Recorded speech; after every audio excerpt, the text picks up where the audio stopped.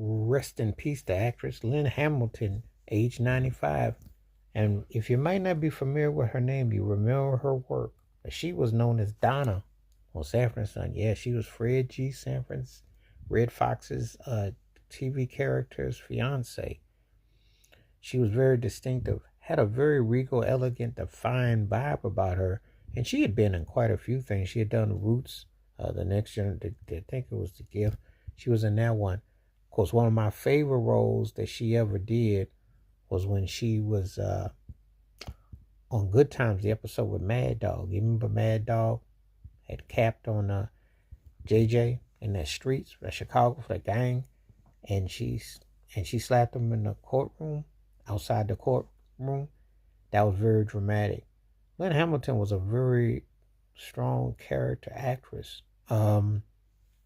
When you're able to keep a straight face playing comedy with a red fox, when you're able to do the various projects that she did for her long, lengthy career, it almost gets taken for granted. And we had so many people like her that were very talented that emerged in a very, in an era and a time where it wasn't as open for black entertainers, etc., for the time.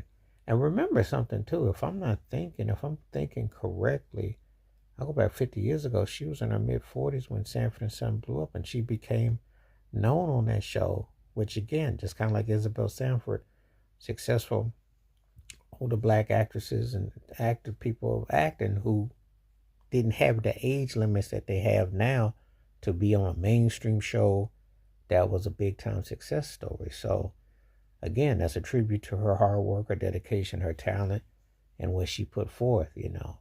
She just had a certain aura and a vibe about her that had a good energy on the screen. And she loaned herself to a lot of theatricals and theaters. But yeah, like I said before, to understand to keep that straight dignity during comedy, and the timing was incredible. I always liked the exchanges with her and Demont Wilson on Sanford and Son.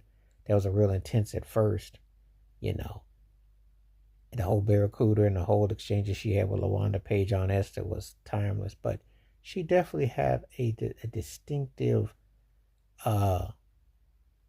strong lady-like quality about her. She really embodied that and was like distinctive character. But it was on. I think she got a prestigious NAACP award, and her work had been acknowledged.